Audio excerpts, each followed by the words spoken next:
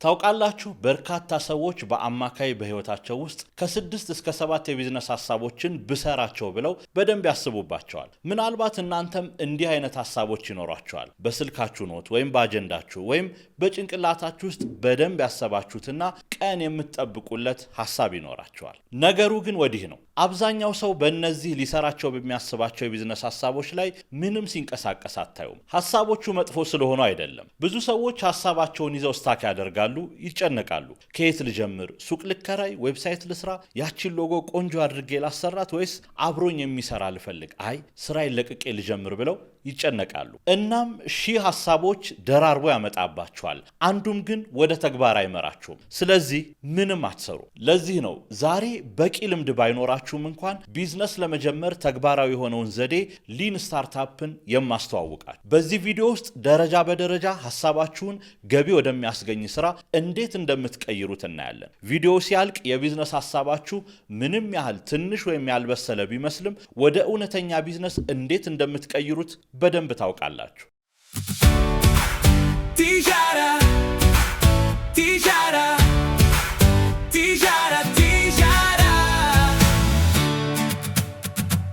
እስኪ በመጀመሪያ ለምን 90% አዲስ ቢዝነሶች ገና ከጅምሩ እንደሚወድቁ እናወራ። እመኑኝ አዲስ ቢዝነስ ጀማሪዎች ሰነፎች ስለሆኑ ወይም ሐሳባቸው መጥፎ ስለሆነ አይደለም የሚወድቁት። አብዛኛው ስታርታፖች የሚወድቁት ሲያዩት ምርጥ በሚመስል ግን በተግባር ሲፈተሽ የማያራምድ እቅድ ስለሚከተሉ ነው። ብዙ ጊዜ የሚሆነው ይህ ነው። አንድ ስራ ፈጣሪ ወጣት አዲስ የሥራ ሐሳብ ያስባል። በሐሳቡም ከልክ በላይ ይደሰታል። ከዚያም ረጅምና አማላይ ቢዝነስ ፕላን ይጽፋል። ገንዘብ ከየትም ፈላልጎ ያገኛል። ለስራ ይጠቅሙኛል ያላቸውን ሰዎች ይቀጥራል። በሐሳቡ መሰረት አንድ ፕሮዳክት ይሰራል። ስራውን ያስጀምራል። ከዚያም ያልቀጠሩትን ሰው መጠበቅ ይጀምራል። መጠበቅ ግን ወፍ የለም። ተጠቃሚዎቹ የሉም። ደንበኛ የለም። ምኞት ብቻ። እና ከሁሉም የሚያሳዝነው አንድም ተጠቃሚ ላይገኝበት ያ ሁላ ጉልበትና ገንዘብ ፈሶ አየር ላይ ይቀራል። ይህ ነው ያለፈበት የሥራ ፈጠራ አሰራር። እናም ይህ ዘዴ ተበልቶበታል ሳይሆን ብዙ ሰው ተበልቶበታል ነው እያልኳቸው ያለው።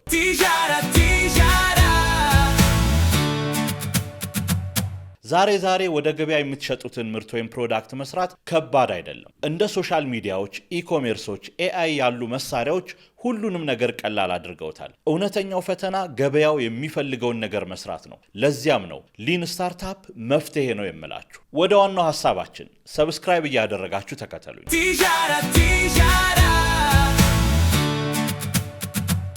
ሚኒመም ቫያብል ፕሮዳክት። በሚኒመም ቫያብል ፕሮዳክት ጀምሩ። በዚህ ደረጃ ነው ሐሳባችንን ቢውልድ ወደ ማድረግ የምንገባው። በይበልጥ እዚህ ላይ ነው ብዙ አዳዲስ ሥራ ፈጣሪዎች የሚሳሳቱት። ሐሳብ ይመጣላቸዋል። ለ6 ወራት ዋሻ ውስጥ ገብተው ስለ ሐሳቡ በጥልቀት ያስባሉ፣ ሎጎ ይሰራሉ፣ ፍጹም የሆነ አፕሊኬሽን ለመስራት ይሞክራሉ። ማንንም አያነጋግሩም፣ ማንንም አያስሞክሩም። ከዚያ በጨበጣ ያስጀምራሉ፣ በፍጥነትም ይወድቃሉ። ግን ማንም ያልነገራችሁን ነገር ልንገራችሁ። የመጣላችሁን ሐሳብ ሁሉ ወደ መሬት ለማውረድ ሙሉ ምርት ወይም ፕሮዳክት በቀጥታ መስራት አይጠበቅባችሁም። በደንብ ሰምታችሁኛል። በቀጥታ ሐሳባችሁን ወደ ምርት መቀየር አያስፈልጋችሁም። በጣም ቀላል በሆነ ነገር ልትጀምሩት ይገባል። ሚኒመም ቫያብል ፕሮዳክት ማለት ይሄ ነው። ምሳሌ ልስጣችሁ። ድሮፕቦክስ የተባለው ድርጅት እንዲህ በዓለም ላይ የታወቀ የዲጂታል ሰርቪስ ድርጅት ከመሆኑ በፊት ገና ሲጀምሩ አንድ መስመር የፕሮግራሚንግ ኮድ እንኳን አልጻፉም። ያደረጉት ድሮፕቦክስ ከሐሳብ ወደ መሬት ቢወርድ እንዴት ሊሰራ እንደሚችልና እንዴት የሰዎችን ሕይወት እንደሚቀይር የሚያሳይ አጭር ቪዲዮ ነበር የሰሩት። የመጀመሪያ ስራቸው ይቺ ብቻ ነበረች። ቀላል ቪዲዮ እና ምን ሆነ መሰላችሁ? ሰዎች ተመለከቱት፣ ሐሳቡን ወደዱት። አገልግሎቱን ሲጀምር የመጀመሪያ ተጠቃሚ ለመሆን ዌይት ሊስት ዝርዝር ላይ መመዝገብ ጀመሩ። ተመዝጋቢዎች በፍጥነት ቁጥራቸው እያደገ መጣ። ግን ፕሮዳክቱ ራሱ ገና አልተሰራም ነበር። ይህ ነው ሚኒመም ቫያብል ፕሮዳክት MVP በትክክል ሲሰራ ማለት። ሌላ ምሳሌ እንውሰድ። ዛፖስ በዓለም የሚታወቅ ግዙፍ የኦንላይን ጫማ መሸጫ ነው። መስራቹ ኒክ ስዊንመርን ጫማዎችን ገዝቶ አላከማቸም ወይም ያማረ ዌብሳይት ሰርቶ አልጀመረም። አልጀመረም። በአካባቢው ወደሚገኙ የጫማ ሱቆች ሄዶ ጫማዎችን ፎቶ አንስቶ ኦንላይን ፖስት አደረጋቸው። ይህንን ብቻ ነበር ያደረገው። ታዲያ ትዕዛዞች ሲመጡለት ከየሱቆች እየሄደ በዋጋቸው ገዝቶ ወዳዘዙት ገዢዎች ራሱ ይልክ ነበር። ስለዚህ እናንተ ምን መስራት ትችላላችሁ? ቆም ብላችሁ ራሳችሁን ጠይቁ። ሐሳቤን በዚህ ሳምንት ወደ መሬት ለማውረድና ለመሞከር እንዴት ባለ ቀላል መንገድ ልሰራው እችላለሁ ብላችሁ ራሳችሁን ጠይቁ። ዓመት መጠበቅ፣ ወሳኝ አቅራቢ ማግኘት ወይም ብቁ ኮደር ወይም ግራፊክስ ዲዛይነር መሆን አይጠበቅባችሁም። ምናልባት ልታመርቱ የፈለጋችሁትን ምርት ወይም ፕሮዳክት ምስል ፌስቡክ፣ ኢንስታግራም እና ቲክቶክ ላይ ለጥፋችሁ ምን ያህል ሰው ለመግዛት ፍላጎት እንዳለው መሞከር ትችላላችሁ። ወይም ደግሞ ሰዎች ዌብሳይታችሁን ይጠቀሙ እንደሆነ ለማወቅ ሬጂስተር የሚያደርጉበት ላንዲንግ ፔጅ መስራትና ፍላጎታቸውን ማወቅም ትችላላችሁ። ምናልባት ሰዎች የምትሰጡትን ስልጠና መውሰድ እንደሚፈልጉ ጎግል ፎርም ተጠቅማችሁ ጥቂት ለሙከራ የሚሰለጥኑ ሰዎችን ልታመጡበት ትችላላችሁ።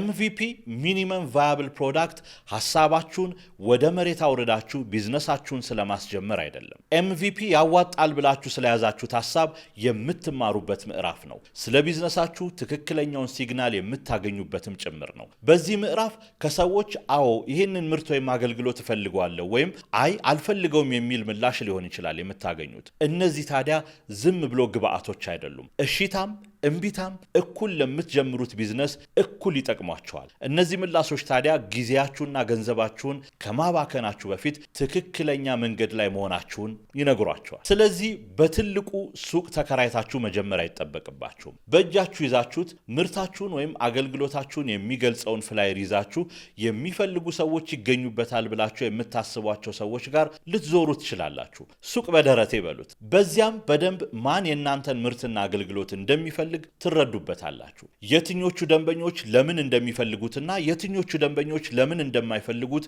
በደንብ ትገነዘባላችሁ። ታዲያ በዚህ ምዕራፍ ላይ በእናንተ ምርትና አገልግሎት ላይ ፍላጎት ያሳዩትን ሰዎች ወይም ድርጅቶች ይዛችሁ ነው ወደ ቀጣዩ ምዕራፍ የምትሄዱት። ወደ ቀጣዩ ምዕራፍ ከመሄዳችን በፊት ግን በቀላሉ ወደ መሬት ልታወሩት የምትችሉት ጭንቅላታችሁ ላይ የመጣውን የእናንተን የሥራ ሐሳብ ኮመንት ላይ አስቀምጡልኝ።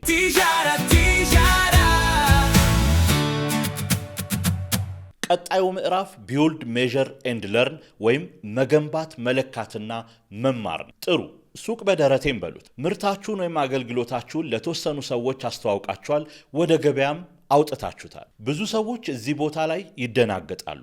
በሚያገኙት እሺታና እምቢታ ላይ ቆመው የሆነ ተአምር እንዲፈጠር ቆመው ይጠብቃሉ። ወይም በተደጋጋሚ ወደ ዋሻቸው ይመለሱና ከዚህ የተሻለ ማድረግ እችላለሁ ብለው ያለምንም ለውጥ ሲያሻሽሉ ልታዩቸው ትችላላችሁ። ለዚህ ነው እዚህ ምዕራፍ ላይ ቢውልድ ሜዠር ኤንድ ለርን የመገንባት መለካትና መማር ሰርክል የሚያስፈልገው። ይህ የሊን ስታርታፕ ተግባራዊ ዘዴ የልብ ምት ወይም ሃርት ቢት ነው። በቀላሉ ላስረዳችሁ። ቀድመን እንዳወራ ነው በትንሹ እንገነባለን፣ እንሰራለን። ከዛም ሰዎች እንዴት እንደሚጠቀሙት እንለካለን። ከዚያ በመቀጠል ደግሞ ትምህርት እንወስዳለን። ከዚያም ይህንኑ ሰርክል እንደጋግማለን። ቀላል ይመስላል አይደል? ግን ችግሩ ምን መሰላችሁ? አብዛኛው ሰው የመለካትና የመማር ፓርቱን ይዘለዋል።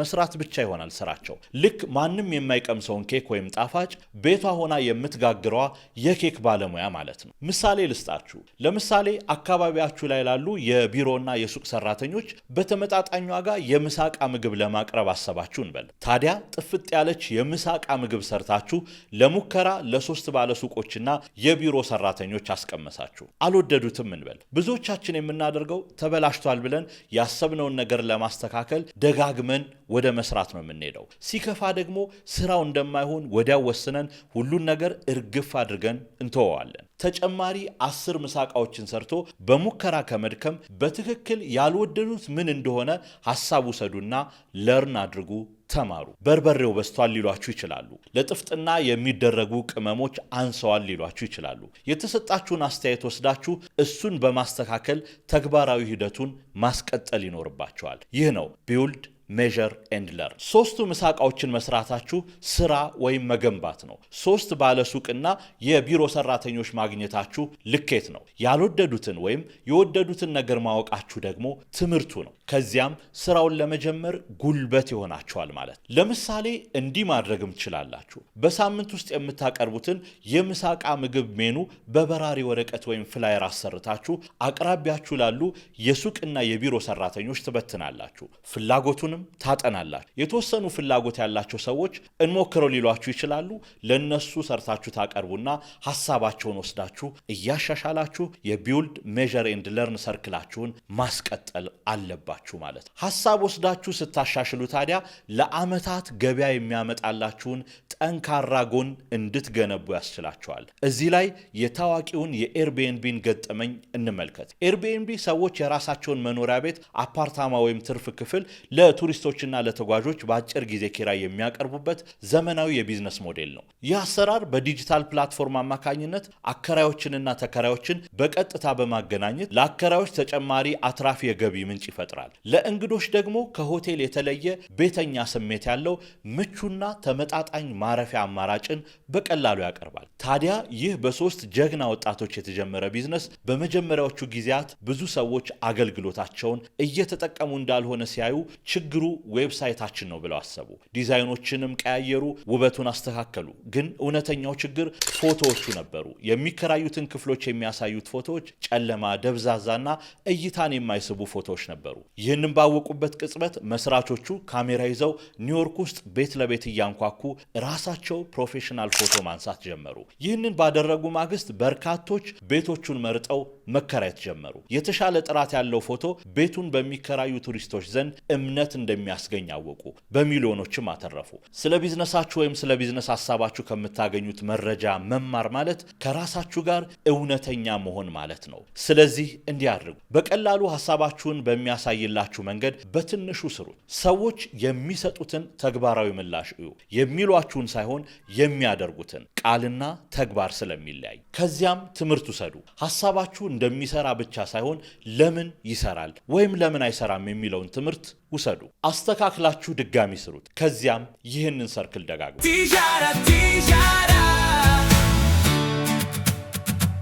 ግምቶቻችሁን በእውነተኛ ደንበኞች አረጋግጡ። ኤምቪፒያችሁ ወይም ማሳያ ምርታችሁና አገልግሎታችሁ ቢሳኩላችሁና ቢሰሩ እንኳን ለተሳሳተ ምክንያት ሊሰሩ ይችላሉ፣ ወይም በሂደት ውስጥ ጎልተው መታየት የማይችሉ ትንንሽ ችግሮችን ከእይታችሁ ሊደብቁባችሁ ይችላል። ታዲያ ይህ ችግር ባልታሰበ ሰዓት ልክ እንደ ታይም ቦምብ ሊፈነዳ ይችላል። ስለ ስራችሁ የያዛችሁትን ሐሳቦችና ግምቶች በትክክለኛ ደንበኞች ማረጋገጥ ይኖርባቸዋል። ቫሊዴት አሰምፕሽንስ with real customers። ስለ MVP ስናወራ የቢዝነስ ሐሳባችሁን በሙከራ ደረጃ ወደ ገበያው አስገብታችሁ የምትሞክሩበት መሆኑን ነግሬያችኋለሁ። ምን ያህል ሰዎች ይፈልጉታል የሚለውን ለማወቅም ይረዳችኋል። ይሄኛው ምዕራፍ ግን ከሱ ጠለቅ ብሎ ምርታችሁና አገልግሎታችሁን በጠንካራ መሰረት ላይ ለማቆም የሚረዳችሁ ምዕራፍ ነው። አሁንም በምሳሌ ላስረዳችሁ። በቤታችሁ ውስጥ የተለያዩ ቅርጽና መዓዛ ያላቸው ቆንጆ ሻማዎችን ለመሸጥ የሙከራ ምርቶቻችሁን አዘጋጃችሁና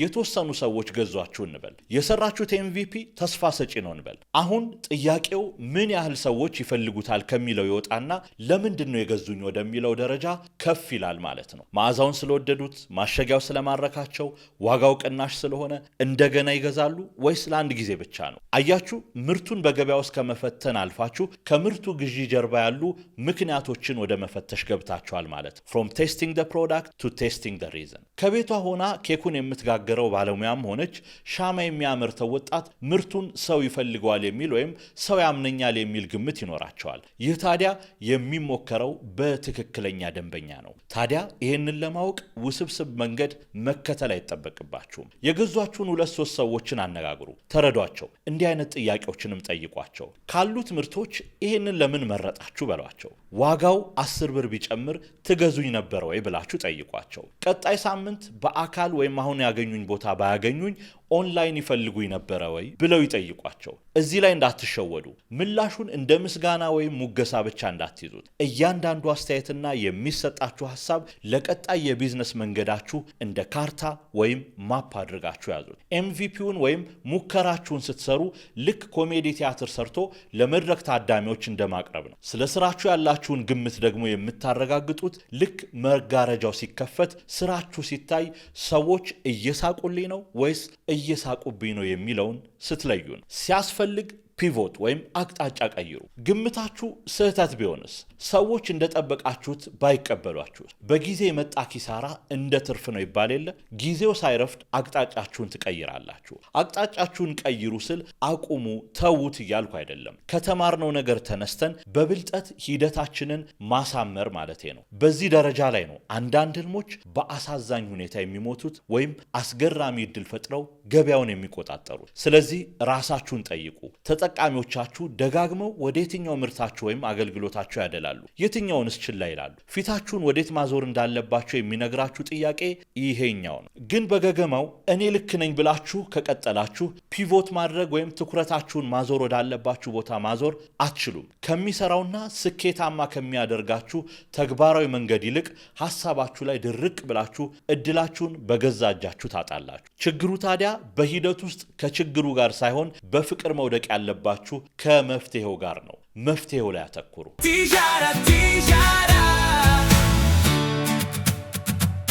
ፎከስ ኦን አክሽናብል ሜትሪክስ ኖት ቫኒቲ ሜትሪክስ። ከባዶ ቁጥራዊ ህልሞች ስለ ቢዝነስህ በደንብ የሚነግሩህን ተግባራዊ ቁጥሮች አስቀድም። አክሽናብል ወይም ተግባራዊ ሜትሪክስ ማለት በቀጥታ የቢዝነሳችሁን ስኬት የሚነኩና ለወደፊት እርምጃዎቻችሁ ግልጽ አቅጣጫ የሚሰጧችሁ ቁጥሮች ናቸው። ቫኒቲ ወይም ባዶ ሜትሪክስ ማለት ለሌሎች ጥሩ ሆናችሁ እንድትታዩ የሚያደርጉ ነገር ግን እድገታችሁን በሚያግዝ መንገድ ቢዝነሳችሁን ለመረዳት የማይጠቅሙ ቁጥሮች ናቸው።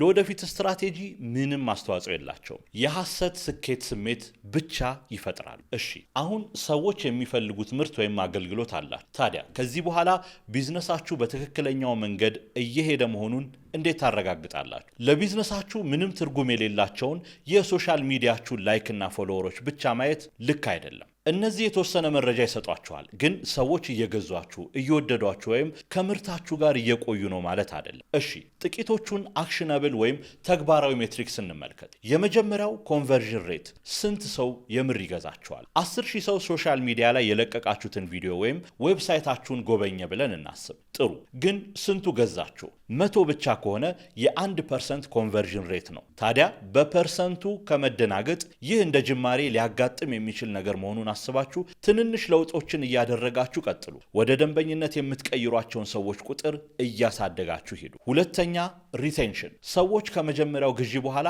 ይመለሳሉ ወይስ ይጠፋሉ? የቢዝነስ ሐሳባችሁ በድግግሞች ላይ የተመሰረተ ወይም አገልግሎታችሁ አባል መሆንን የሚጠይቁ ከሆነ ለምሳሌ የምሳቃ ምግብ ልትሸጡላቸው ለሙከራ የ3 ቀን ምግባችሁን ለመውሰድ የተስማሙ ሰዎች ከሳምንት በኋላ ማናቸውም ላይቀጥሉ ይችላሉ። ሪቴንሽን ሬታችሁ ወይም የተመላላሽ ደንበኞቻችሁ ቁጥር እጅግ ዝቅተኛ ከሆነ ቢዝነሳችሁ የለም ማለት ነው። ሰዎች በተደጋጋሚ የእናንተን ምርትና አገልግሎት በተጠቀሙ ቁጥር የተሻለ ጥቅም እንደሚያገኙ በማሳየት ደንበኞች ተመልሰው እንዲመጡ መሞከር ይኖርባቸዋል። በየውስን ጊዜው ደንበኝነታቸውን እንደምታከብሩ የሚያሳዩ ቀላል ስጦታዎችንም መጨመር ትችላላችሁ። ደንበኞቻችሁ ከተመለሱ ትክክለኛ ነገር እየሰራችሁ ነው ማለት ነው። ሲፒኤ ኮስት ፐር አኩዚሽን፣ አንድ ደንበኛ ለማግኘት ምን ያህል ወጪ ታወጣላችሁ? ይሄ ልምድ ያላቸውን ከጀማሪዎች የምንለይበት መንገድ ነው። ደንበኞቻችሁን ለማግኘት የምትጠቀሙባቸው ማስታወቂያ፣ ቢዝነስ ካርድ፣ ፍላየር ወይም ለሌላ መንገዶች የምታወጡትን ወጪ ታስባላችሁ። ለዚህም 2,000 ብር አወጣችሁና 10 ሰዎችን አገኛችሁ እንበል። አንድ ሰው ለማግኘት 200 ብር ፈጅቶባችኋል ማለት። ከእያንዳንዱ ደንበኛ የምታገኙት ገቢ ታዲያ ደንበኛውን ለማግኘት ከምታወጡት ወጪ መብለጥ አለበት። ይህ ሂሳብ ጅምር ላይ እንደዚህ ብዙ ይምሰል እንጂ በደንብ ተደራሽ ስትሆኑ በጣም እየቀነሰ መምጣት አለበት። የምታገኙት ትርፍ ደንበኛውን ለማግኘት ያወጣችሁትን ገንዘብና ትርፋችሁን የማያስገኝላችሁ ከሆነ ቢዝነስ እየሰራችሁ ሳይሆን ገንዘባችሁን ወደ እሳት እየወረወራችሁት ነው ማለት። ቸርን ወይም ጥለው የሚሄዱ ደንበኞች በደንብ ካልተከታተላችሁት ለመለየት ስለሚቸግር ለብዙ ጊዜ ይህንን መረጃ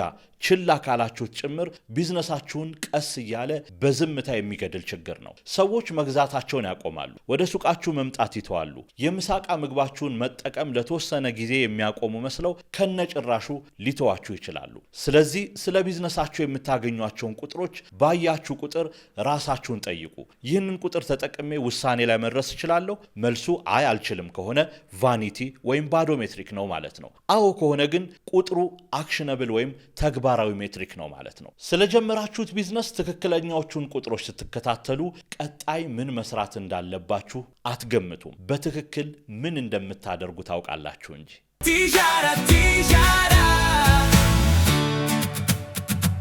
እሺ ግልጽ በሆነ መንገድ የተነጋገርን ይመስለኛል። አሁን ጥያቄው ሐሳባችሁን ወደ እውነተኛ ቢዝነስ ለመቀየር ዝግጁ ናችሁ? ይህን ተመልክታችሁ ተነቃቅታችሁ ነገ የምትረሱት ቪዲዮ እንዲሆን አልፈልግም። ዋና ዋና ሐሳቦቹን አጠር አድርጌ ቶሎ ላስታውሳችሁ። ከቻላችሁ በጽሁፍ አስቀምጡት። አንደኛ MVP ወይም በቀላል ማሳያ ጀምሩ። ሙሉ ምርት ወይም አገልግሎት፣ ያማረ ሎጎ ወይም ባለሀብቶች አያስፈልጓችሁም። ለሰው ልታሳዩት የምትችሉት አንድ ቀላል ሙከራ ብቻ ያስፈልጋችኋል። ልክ ከቤቷ ጣፋጭ ኬኮችን የምትጋግረው እንስት ሱቅ ከመክፈቷ በፊት ለጥቂት ሰዎች አቅርባ እንደምትሞክረው። ሁለተኛ ስሩ፣ ልኬት ውሰዱ፣ ተማሩ። ትንሽ ነገር ስሩ፣ ገበያ ላይ ወርውሩት፣ ምን እንደሚሆን ተመልከቱ። የትኛው ይሰራል፣ የትኛው ይወድቃል?